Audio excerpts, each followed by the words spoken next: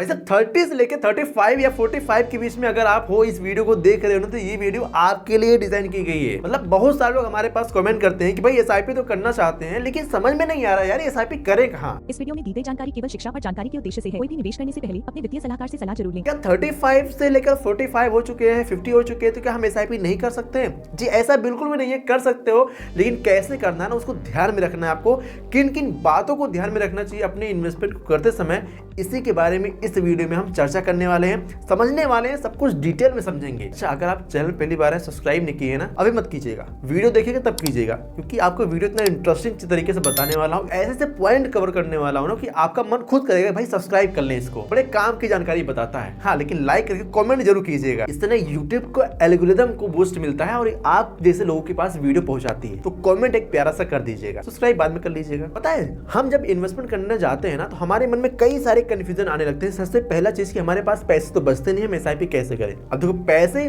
बचने के लिए मैंने अलग से वीडियो बना रखा है, मैं डिस्क्रिप्शन बॉक्स में दे दूंगा लिंक, देख लीजिएगा। अगर आपके पास पैसे नहीं बचते इन्वेस्टमेंट करने के लिए, कैसे आप बचा सकते हो। फिलहाल हम बात करते हैं यहाँ पे हमारी 45 की एज हो चुकी है भाई, 40 से 45 की एज हो चुकी है। क्या इस एज के दौरान हम एसआईपी में शुरुआत कर सकते हैं, और अगर कर सकते हैं तो कैसे कर सकते हैं, किन बातों को हमें ध्यान में रखना है, कितना रिस्क पॉइंट हमें लेके चलना चाहिए, किन तरीके का फंड हमारे लिए सूट हो सकता है। एक बात कहूंगा, रिकमेंडेशन नहीं रहेगा, जस्ट एजुकेशनल पर्पस के लिए रहेगा। और भाई इन लोगों का दर्द मैं अच्छी तरीके से समझ सकता हूँ। इस समय इस बढ़ती हुई उम्र में जिम्मेदारियां बहुत ही ज्यादा होती हैं, घर का प्रेशर, बच्चों की शादी, पढ़ाई, माँ बाप के खर्चे, अपने खर्चे, बहुत सारी चीजें होती हैं। इस समय इस सब सारी चीजों के साथ अगर मैनेज करके हमें इन्वेस्टमेंट करना पड़े, हमें अपनी फ्यूचर के लिए बड़ा ही कठिन चीज होता है। और इस समय अगर किसी गलत एडवाइस मिल जाए तो जिंदगी, इसीलिए हमें सही डिसीजन लेके सही तरीके से इन्वेस्टमेंट करना चाहिए। मैं अभी आपको जो तरीका बताने वाला हूँ ना, आप अपने से खुद एनालाइज करिएगा, अगर समझ में आए तो ठीक है, नहीं तो एक बार फाइनेंशियल एक्सपर्ट की सलाह लेकर इन्वेस्टमेंट कीजिएगा। अक्सर ये 45 की जो एज जब आ जाती है ना, तो यहाँ पर जिम्मेदारी बढ़ने लग जाती है, साथ में हमें दिखने लग जाता है कि भाई हमारा रिटायरमेंट सामने करीब दिख रहा है। 10 से 12 साल बाद हम रिटायरमेंट लेना चाहेंगे कि हम इतना भाग दौड़ नहीं कर पाएंगे, मेट्रो में धक्के नहीं खा पाएंगे, बस में यात्रा नहीं कर पाएंगे। एक एज होती भाई काम करने की। आजकल तो 20-25 साल के लड़के थक जाते हैं, तो भाई जिनकी उम्र 40 से 50 साल हो चुकी है, बेचारे कितना ही मेहनत करेंगे। एक साथ कई सारे फाइनेंशियल गोल हमारे सामने आने लगते हैं, एक एक करके सामने आने लगते हैं, और इसी की वजह से डर और कंफ्यूजन दोनों बन जाता है। इसका सॉल्यूशन क्या है? यहाँ पे सबसे बड़ा सवाल आता है, क्या इस एज में एसआईपी करना या फिर म्यूचुअल फंड में इन्वेस्टमेंट करना सही रहेगा? तो इसका आंसर है जी हाँ, आप एसआईपी कर सकते हो, बट कुछ कंडीशन होती हैं। ठीक है, आप एसआईपी तो कर सकते हो, लेकिन किन बातों को ध्यान में रखकर आपको इन्वेस्टमेंट करना चाहिए। आपको विदाउट प्लानिंग आपको इन्वेस्टमेंट नहीं करना है, फुल प्लानिंग के साथ आपको इन्वेस्टमेंट करना चाहिए। बट ये सोच गलत है कि आपकी उम्र निकल गई है, आप इन्वेस्टमेंट कर ही नहीं सकते। कर सकते हो, आप बिल्कुल कर सकते हो। अब यहाँ पर आने के बाद ना कुछ लोग के दिमाग में ये चलने लग जाता है कि भाई रिस्क लूं या फिर सेफ से लेके चलूं। मतलब सेफ का क्या मतलब है? रिस्क का मतलब भाई म्यूचुअल फंड हो गया, एसआईपी हो गया, और सेफ का मतलब भाई एफडी कर दूं। क्या यार, यहाँ पे ज्यादा रिस्क नहीं लेना चाहता हूँ, क्योंकि हम चाहते हैं कि भाई हमारी उम्र भी बहुत ज्यादा हो चुकी है, इस समय ढेर सारा रिस्क लेके नहीं चलना चाहता। सेफ खेल लो क्या? देखो, मैं आपको यहाँ पे एक चीज बताने वाला हूँ। अगर आप पूरा होल पैसा, मतलब पूरा पैसा अगर आप यहाँ पे अगर इक्विटी में डालोगे, ठीक है, इक्विटी यानी शेयर में, तो यहाँ पर रिस्क बहुत ज़्यादा है। अगर पूरा पैसा यहाँ पे डेट में डाल दिए, ठीक है, डेट में या फिर आप एफडी में डाल दिए, ठीक है, तो यहाँ पर आपको लो रिटर्न यहाँ पे दिखेगा, ठीक है, ग्रोथ यहाँ पे स्लो हो जाएगी। तो हमें क्या करना है, इन दोनों को साथ साथ लेके चलना है और साथ साथ खेलना है, जिसकी वजह से मॉडरेट रिस्क हो और हमें रिटर्न भी अच्छा मिल जाए। सही रास्ता तो यही है, बैलेंस ही बनाना है, रिस्क भी ज्यादा नहीं लेना है और ना ही बिल्कुल सेफ हमें चलना है। देखो, इस एज में ना लोग सोचते हैं कि एग्रेसिव इन्वेस्टमेंट कर दें, बट एग्रेसिव इन्वेस्टमेंट बहुत ही गलत है। और ये तब सबसे ज्यादा गलत हो जाता है अगर किसी फंड में हम सिर्फ पास्ट के रिकॉर्ड को देखकर इन्वेस्टमेंट कर दें, पास्ट के रिटर्न को देखकर इन्वेस्ट कर दें, फंड को बिना समझे पैसे डाल दें, तो ये हमारे लिए ज्यादा गड़बड़ हो सकता है। सही कब हो सकता है? अगर हम अपने पोर्टफोलियो को सही तरीके से बनाएं, सही कैटेगरी चुने, अपने एज के अकॉर्डिंग सही बैलेंस तरीके से फंड को सिलेक्ट किया जाए, तो हमारे लिए ठीक हो सकता है। अच्छा, यहाँ पर कुछ लोग ऐसे लोग होते हैं जो कि कम समय में बहुत ही ज्यादा रिटर्न की उम्मीद रखने लग जाते हैं। अभी जैसे कि हमारे पास एक कमेंट आया था भाई कि हम यहाँ पे कुछ समय के लिए अपना इन्वेस्टमेंट करना चाहते हैं, ठीक है, अब मैं इसके लिए यहाँ पर मैं सोच रहा हूँ हमें ये मिल जाए। भाई नहीं मिलेगा, नहीं सोचो, मिल गया तो बहुत ही अच्छी बात, सोने पे सुहागा हो गया, बट इतना मान के आप ना चलो क्योंकि मार्केट बहुत ही ज़्यादा वोलेटाइल है। अगर आप यहाँ पे हाइपोथेटिकली अगर यहाँ तक भी पा जाते हो तो बहुत ही अच्छा है आपके लिए, क्योंकि टाइम आपके पास लिमिटेड है। तो आप ओवर एक्सपेक्टेशन अगर आप रखोगे तो आपको अच्छा नहीं होगा आपके लिए, ठीक है। अगर आप इतना मान के चलते हो और कहीं इतना मिल गया फिर आपके लिए बेहतर है। अच्छा, मैं आपको यहाँ पे ज़्यादा घुमाता नहीं, बस आपको एक चीज़ समझाने वाला हूँ कि अगर आपकी एज ये है मतलब 40 to 45 के बीच में है तो आपका रेशियो क्या होना चाहिए इक्विटी और डेट का।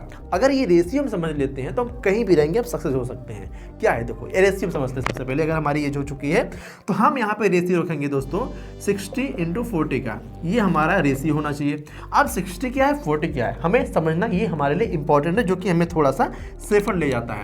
40% दोस्तों हमारा जाता है इक्विटी सेक्टर में, ठीक है।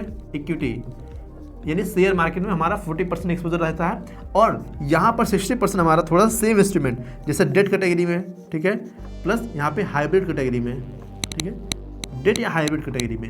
ये थोड़ा सा हमें सेफर खिलाते हैं और ये हमें थोड़ा सा रिस्क लेके खिलाते हैं, जिसकी वजह से जो हमारा रिटर्न है थोड़ा सा बैलेंस हो जाता है। अच्छा, अब भी यहाँ पे कई सारे कंफ्यूजन होगा कि इक्विटी में कैसे सेगमेंट में बांटे हैं हम। देखो, रिकमेंडेशन तो बिल्कुल भी नहीं है, जो मुझे समझ में आता है मैं अभी अपने हिसाब से बता रहा हूँ। आप अपने हिसाब से देखकर अपने फाइनेंशियल एक्सपर्ट की सलाह लेकर भी इन्वेस्ट कीजिएगा। देखो, ज्यादा फोकस ना आपको यहाँ पर नहीं करना है, ठीक है।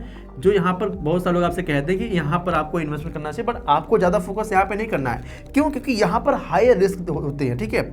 आप ये कैटेगरी में देख सकते हो एक बार, ठीक है। एंड यहाँ पर कुछ लार्ज कैप भी आप देख सकते हो। इसको मैं क्यों कह रहा हूँ, लार्ज कैप काफ़ी कम वोलेटाइल होते हैं, और फ्लेक्सी कैटेगरी जो होती है यहाँ पर स्मॉल कैप, मिड कैप और लार्ज कैप तीनों का एक्सपोजर हमें देखने को मिल जाता है। फंड मैनेजर वहीं पे हमें हमारे फंड को यूज करता है जहाँ पे उसको अपॉर्चुनिटी दिखती है। आप इसको कैसे कर सकते हो, हम मान लेते हैं अगर हमें यहाँ पे 10 के अपना इन्वेस्टमेंट करना है, 6 के तो हमने यहाँ पे कर दिया, बाकी यहाँ पे 4 के जब बचा है तो इसको हम दोस्तों यहाँ पर कुछ रखते हैं, जैसे मान लेते हैं 1 के यहाँ पे रख देते हैं स्मॉल कैप में, बाकी 3 के अपना यहाँ पे, ठीक है, इसको हम लेके जाते हैं फ्लेक्सी कैप कैटेगरी की तरफ। इससे हमारा इक्विटी बैलेंस हो गया और हमें रिस्क भी कम देखने को मिला। और यहीं पे जब बात आती है डेट कैटेगरी में दोस्तों, जो मैंने आपको बताया डेट कैटेगरी का, अगर यहाँ पर कोई प्योर डेट में इन्वेस्ट करता है तो यहाँ पर जो इसके रिटर्न है, यहाँ पे प्योर जो डेट है यहाँ पर रिटर्न बहुत ही लो हो सकते हैं, ठीक है, जो कि आपके गोल के हिसाब से फिट होना थोड़ा सा अच्छा नहीं है। इसके लिए यहाँ पे कुछ तरीके होते हैं, बेहतर ऑप्शन के तौर पे कह सकते हो आप, जैसे बैलेंस एडवांटेज फंड, ठीक है। इसमें क्या होता है, इसमें इक्विटी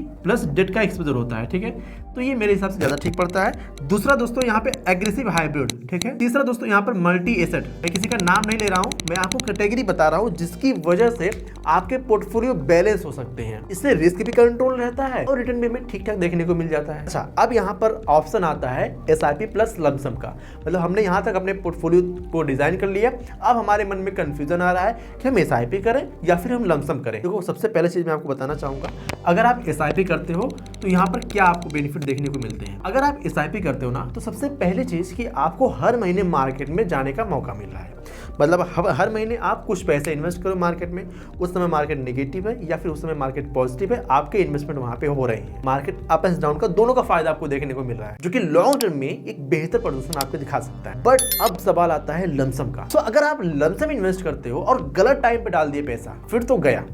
आपको लंबे समय तक अगर आप इन्वेस्टमेंट नहीं करोगे तो आप भी नुकसान भी झेल सकते हो, और एक बार मोटा पैसा जाता है ना तो डर भी बहुत लगता है। आप ही सोचो, अगर आप 5,000 के SIP कर रहे हो और कहीं पर आप 50,000 के इन्वेस्टमेंट डाल रहे हो तो डर किसमें ज्यादा लगेगा, बड़े वाले में या छोटे वाले में। सबसे सही तरीका मैं आपको बताना चाहता हूं, अगर आपके पास लमसम पैसा है ना तो आप लिक्विड फंड में ट्रांसफर करके वहां से छोटी सी SIP आप ट्रांसफर कर सकते हो STP के जरिए। और नहीं तो अगर आपको मार्केट में अपॉर्चुनिटी दिख रही है, आप थोड़ा बहुत रिस्क ले सकते हो, डर नहीं रहे हो, तो फाइनेंशियल एक्सपर्ट की सलाह लेकर एक बार लमसम डाल सकते हो। अच्छा, 45 टू यहाँ पे 50 के बीच में की जा रही कुछ गलतियां जो आज मैं आपको बताने वाला हूँ, आपको वो नहीं करनी है, समझना है आपको। यहाँ पे सबसे पहली गलती दोस्तों ना, जो इन एज वाले होते हैं ना, किसी कहने पे स्मॉल कैप, मिड कैप, ये इनके पीछे भागते रहते हैं। नहीं भागना, ये आपके लिए नहीं है। पूरा अगर एक्सपोजर यहाँ पे रखोगे तो आपको नुकसान दे सकते हैं। दूसरा, यहाँ पे आपको यहाँ पे मार्केट गिरते ही ना लोग SIP को बंद कर देते हैं, ये बहुत ही बड़ी गलती है, नहीं करना आपको, ये बंद नहीं करना है SIP। तीसरी दोस्तों यहाँ पे गलती आती है दूसरों की बात से डरना, ठीक है, दूसरे की बात से यहाँ पे डर जाते हैं कि भाई अब तो मार्केट गिर रही है, अब यहाँ पे नुकसान हो जाएगा हमें। भाई नहीं डरना आपको, मार्केट में इन्वेस्ट कर रहे हो ना, लॉन्ग टर्म की इन्वेस्टमेंट कर रहे हो ना, डरना क्यों हमें। और चौथी चीज, पूरा यहाँ पे उनके पास जो फंड है एक ही में डाल देना, एक ही फंड में डाल देना विदाउट डाइवर्सिफिकेशन किए, जो कि उनको नुकसान दे सकता है। इसीलिए डाइवर्सिफिकेशन बहुत ही ज्यादा इंपॉर्टेंट है, बट ओवर डाइवर्सिफिकेशन नहीं होना चाहिए। हाँ, एक बात और ध्यान दीजिएगा, आप अपने रिटायरमेंट को बिल्कुल इग्नोर मत कीजिएगा। किसी के ऊपर आपको डिपेंड नहीं रहना है, सिर्फ बच्चों के गोल क्यों पूरा करना। भाई आपके भी कुछ सपने हैं, कुछ अरमान है, कुछ आपके पास भी होना चाहिए ना। अपना रिटायरमेंट भी उतना ही जरूरी है जितना का बच्चे का फ्यूचर। अगर आप आज प्लानिंग नहीं किए तो 60 साल बाद आपको यहाँ पे प्रॉब्लम का फेस करना पड़ेगा। और यहीं से अगर आप शुरुआत कर देते हो तो आप रिटायरमेंट के समय SWP से अपने लिए पेंशन भी प्लान कर सकते हो। उसके लिए मैंने अलग से वीडियो बना रखा है, बहुत ही इंटरेस्टिंग वीडियो है। नीचे कमेंट बॉक्स आपको दिख रहा है ना, यहाँ पे देखिए, आपको बहुत अच्छी चीज आपको देखने को मिलेगी। फाइनल मैसेज आपको देना चाहता हूँ, जैसे आप बहुत सारे लोग सोचते हैं कि हमारी उम्र ज्यादा हो चुकी है, हम इन्वेस्टमेंट नहीं कर पाएंगे, तो ऐसा बिल्कुल भी नहीं है। आप अपना इन्वेस्टमेंट कर सकते हो सीख कर समझ कर। अगर आपको ऐप में इन्वेस्टमेंट करने से डर लगता है तो आप सीधे बैंक जाकर अपना इन्वेस्टमेंट वहां शुरू कर सकते हो, या फिर फंड डिस्ट्रीब्यूटर के यहाँ जाकर वहां से अपना इन्वेस्टमेंट शुरू कर सकते हो। सही प्लानिंग से अगर आप इन्वेस्टमेंट करते हो तो बच्चों की शादी, एजुकेशन, रिटायरमेंट सारी चीजें आप मैनेज कर सकते हो। अगर प्लानिंग होगी ना तो लाइफ आसान हो जाएगी। तो जिनकी उम्र 40 to 45 के बीच में है, भाई कुछ इस तरीके से अपनी शुरुआत कर सकते हैं। आई होप आपको वीडियो पसंद आई होगी, समझ में आई होगी। अगर आपका कोई सवाल रहता है, कोई चीज अगर आपको समझ में नहीं आई है तो हमें कमेंट बॉक्स में पूछ सकते हैं, और एक बार कमेंट आप जरूर चेक कर लीजिएगा, रिक्वेस्ट आपसे। और इस चैनल को सब्सक्राइब कर लीजिएगा अगर आप इस वीडियो को पहली बार देख रहे हैं, हमारे चैनल में पहली बार आए हैं। खैर, चैनल तो आपका ही है। और आप अगर SWP के बारे में जानना चाहते हैं, उसके लिए मैंने यहाँ वीडियो बना रखा है, इस पर क्लिक करके पूरी वीडियो आप देखिएगा, आपको समझ में आ जाएगा कैसे आप SWP से देखिए समझ में आ जाएगा। तो आई होप आपने अभी तक चैनल को सब्सक्राइब कर लिया होगा। चलिए मिलते हैं अगली वीडियो में, तब तक के लिए जय हिंद, जय भारत। इस वीडियो में दी गई जानकारी केवल शिक्षा और जानकारी के उद्देश्य से है। कोई भी निवेश करने से पहले अपने वित्तीय सलाहकार से सलाह जरूर लें।